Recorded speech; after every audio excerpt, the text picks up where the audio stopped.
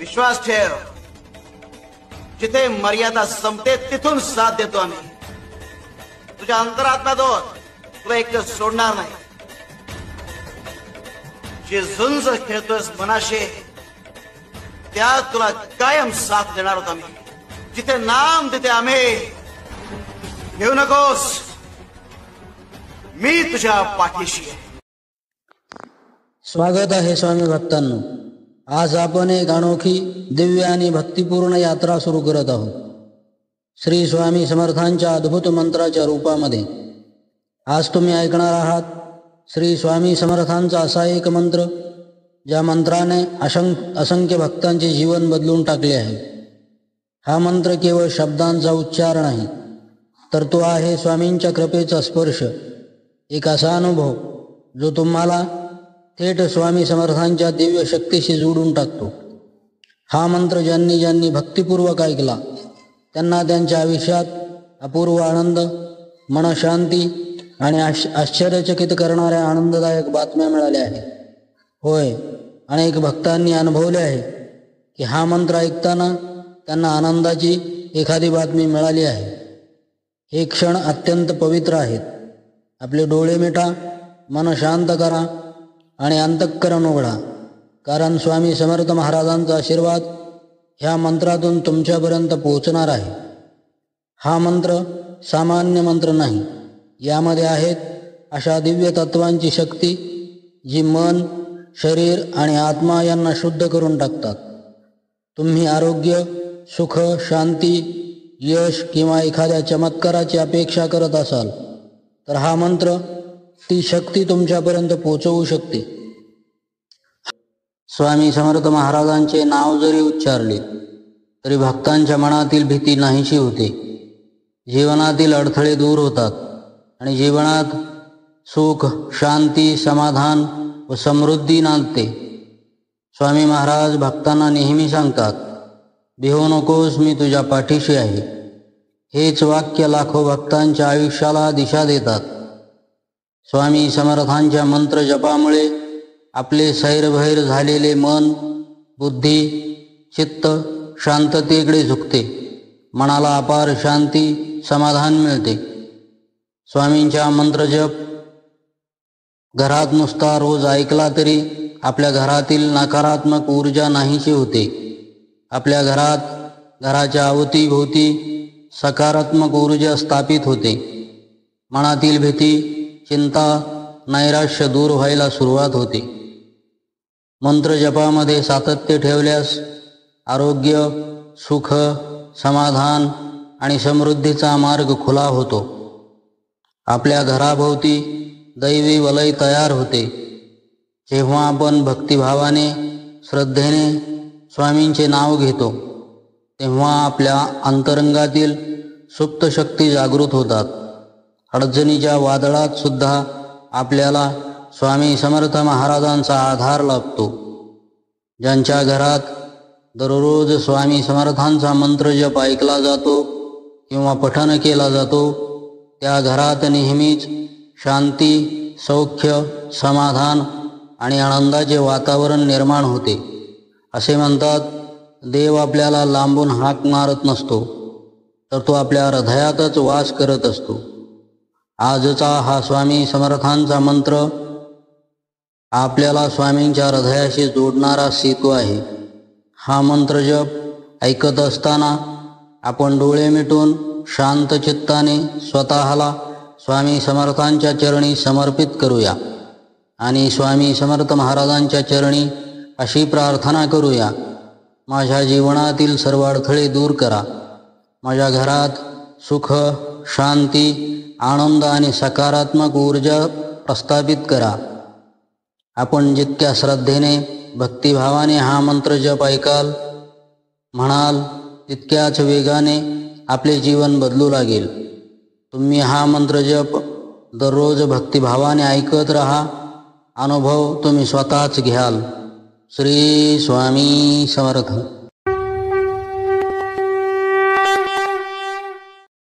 ओम श्री स्वामी समर्थाय ब्रह्मांड नायकाय नमो नमः. ओम श्री स्वामी समर्थाय ब्रह्माण्डनायकाय नमो नमः।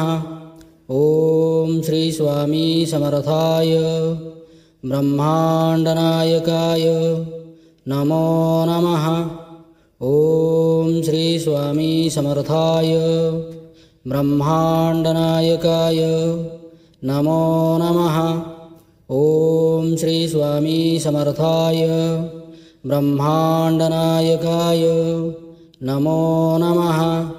ॐ श्री स्वामी समर्थाय ब्रह्माण्डनायकाय नमो नमः। ॐ श्री स्वामी समर्थाय ब्रह्माण्डनायकाय नमो नमः। ॐ श्री स्वामी समर्थाय ब्रह्माण्डनायकाय नमो नमः। ॐ श्री स्वामी समर्थाय ब्रह्माण्डनायकाय नमो नमः।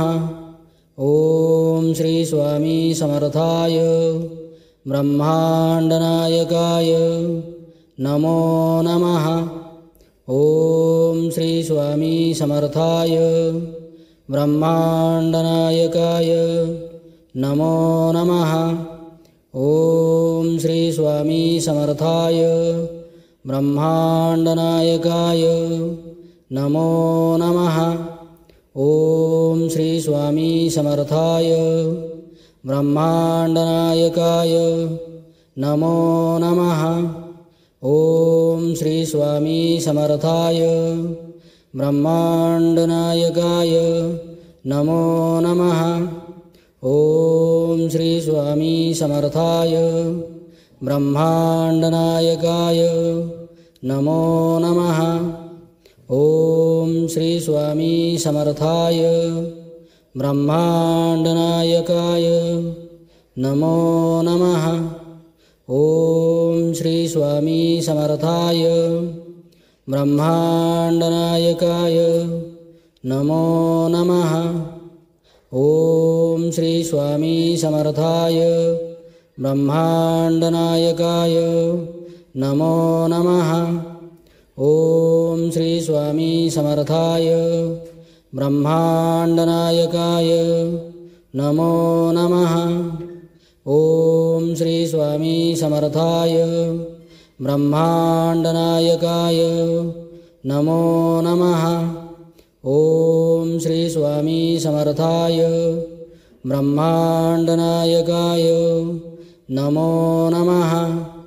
ॐ श्री स्वामी समर्थाय ब्रह्माण्डनायकाय नमो नमः।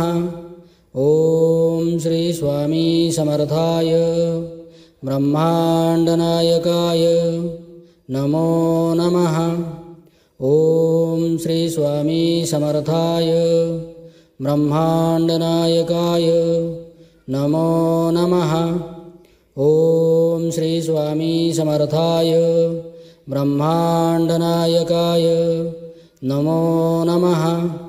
ॐ श्री स्वामी समर्थाय ब्रह्माण्डनायकाय नमो नमः। ॐ श्री स्वामी समर्थाय ब्रह्माण्डनायकाय नमो नमः।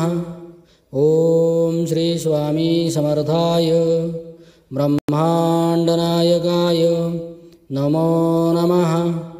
ॐ श्री स्वामी समर्थाय ब्रह्माण्डनायकाय नमो नमः। ॐ श्री स्वामी समर्थाय ब्रह्माण्डनायकाय नमो नमः। ॐ श्री स्वामी समर्थाय ब्रह्माण्डनायकाय नमो नमः। ॐ श्री स्वामी समर्थाय ब्रह्माण्डनायकाय नमो नमः। ॐ श्री स्वामी समर्थाय ब्रह्माण्डनायकाय नमो नमः। ॐ श्री स्वामी समर्थाय ब्रह्माण्डनायकाय नमो नमः। ॐ श्री स्वामी समर्थाय ब्रह्माण्डनायकाय नमो नमः। ॐ श्री स्वामी समर्थाय ब्रह्माण्डनायकाय नमो नमः। ॐ श्री स्वामी समर्थाय ब्रह्माण्डनायकाय नमो नमः। ॐ श्री स्वामी समर्थाय ब्रह्माण्डनायकाय नमो नमः। ॐ श्री स्वामी समर्थाय ब्रह्माण्डनायकाय नमो नमः। ॐ श्री स्वामी समर्थाय ब्रह्माण्डनायकाय नमो नमः। ॐ श्री स्वामी समर्थाय ब्रह्माण्डनायकाय नमो नमः। ॐ श्री स्वामी समर्थाय ब्रह्माण्डनायकाय नमो नमः। ॐ श्री स्वामी समर्थाय ब्रह्माण्डनायकाय नमो नमः। ॐ श्री स्वामी समर्थाय ब्रह्माण्डनायकाय नमो नमः। ॐ श्री स्वामी समर्थाय ब्रह्माण्डनायकाय नमो नमः। ॐ श्री स्वामी समर्थाय ब्रह्माण्डनायकाय नमो नमः। ॐ श्री स्वामी समर्थाय ब्रह्माण्डनायकाय नमो नमः। ॐ श्री स्वामी समर्थाय ब्रह्माण्डनायकाय नमो नमः। ॐ श्री स्वामी समर्थाय ब्रह्माण्डनायकाय नमो नमः। ॐ श्री स्वामी समर्थाय ब्रह्माण्डनायकाय नमो नमः। ॐ श्री स्वामी समर्थाय ब्रह्माण्डनायकाय नमो नमः। ॐ श्री स्वामी समर्थाय ब्रह्माण्डनायकाय नमो नमः। ॐ श्री स्वामी समर्थाय ब्रह्माण्डनायकाय नमो नमः। ॐ श्री स्वामी समर्थाय ब्रह्माण्डनायकाय नमो नमः। ॐ श्री स्वामी समर्थाय ब्रह्माण्डनायकाय नमो नमः। ॐ श्री स्वामी समर्थाय ब्रह्माण्डनायकाय नमो नमः। ॐ श्री स्वामी समर्थाय ब्रह्माण्डनायकाय नमो नमः। ॐ श्री स्वामी समर्थाय ब्रह्माण्डनायकाय नमो नमः। ॐ श्री स्वामी समर्थाय ब्रह्माण्डनायकाय नमो नमः। ॐ श्री स्वामी समर्थाय ब्रह्माण्डनायकाय नमो नमः। ॐ श्री स्वामी समर्थाय ब्रह्माण्डनायकाय नमो नमः। ॐ श्री स्वामी समर्थाय ब्रह्माण्डनायकाय नमो नमः। ॐ श्री स्वामी समर्थाय ब्रह्माण्डनायकाय नमो नमः। ॐ श्री स्वामी समर्थाय ब्रह्माण्डनायकाय नमो नमः। ॐ श्री स्वामी समर्थाय ब्रह्माण्डनायकाय नमो नमः। ॐ श्री स्वामी समर्थाय ब्रह्माण्डनायकाय नमो नमः। ॐ श्री स्वामी समर्थाय ब्रह्माण्डनायकाय नमो नमः। ॐ श्री स्वामी समर्थाय ब्रह्माण्डनायकाय नमो नमः। ॐ श्री स्वामी समर्थाय ब्रह्माण्डनायकाय नमो नमः। ॐ श्री स्वामी समर्थाय ब्रह्माण्डनायकाय नमो नमः। ॐ श्री स्वामी समर्थाय ब्रह्माण्डनायकाय नमो नमः। ॐ श्री स्वामी समर्थाय ब्रह्माण्डनायकाय नमो नमः। ॐ श्री स्वामी समर्थाय ब्रह्माण्डनायकाय नमो नमः। ॐ श्री स्वामी समर्थाय ब्रह्माण्डनायकाय नमो नमः। ॐ श्री स्वामी समर्थाय ब्रह्माण्डनायकाय नमो नमः। ॐ श्री स्वामी समर्थाय ब्रह्माण्डनायकाय नमो नमः। ॐ श्री स्वामी समर्थाय ब्रह्माण्डनायकाय नमो नमः। ॐ श्री स्वामी समर्थाय ब्रह्माण्डनायकाय नमो नमः। ॐ श्री स्वामी समर्थाय ब्रह्माण्डनायकाय नमो नमः। ॐ श्री स्वामी समर्थाय ब्रह्माण्डनायकाय नमो नमः। ॐ श्री स्वामी समर्थाय ब्रह्माण्डनायकाय नमो नमः। ॐ श्री स्वामी समर्थाय ब्रह्माण्डनायकाय नमो नमः। ॐ श्री स्वामी समर्थाय ब्रह्माण्डनायकाय नमो नमः। ॐ श्री स्वामी समर्थाय ब्रह्माण्डनायकाय नमो नमः। ॐ श्री स्वामी समर्थाय ब्रह्माण्डनायकाय नमो नमः। ॐ श्री स्वामी समर्थाय ब्रह्माण्डनायकाय नमो नमः। ॐ श्री स्वामी समर्थाय ब्रह्माण्डनायकाय नमो नमः। ॐ श्री स्वामी समर्थाय ब्रह्माण्डनायकाय नमो नमः। ॐ श्री स्वामी समर्थाय ब्रह्माण्डनायकाय नमो नमः। ॐ श्री स्वामी समर्थाय ब्रह्माण्डनायकाय नमो नमः। ॐ श्री स्वामी समर्थाय ब्रह्माण्डनायकाय नमो नमः।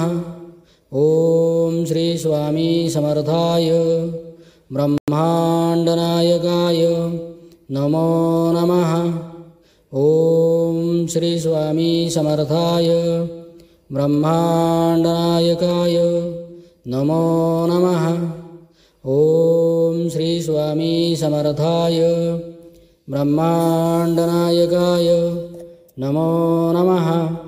ॐ श्री स्वामी समर्थाय ब्रह्माण्डनायकाय नमो नमः। ॐ श्री स्वामी समर्थाय ब्रह्माण्डनायकाय नमो नमः। ॐ श्री स्वामी समर्थाय ब्रह्माण्डनायकाय नमो नमः।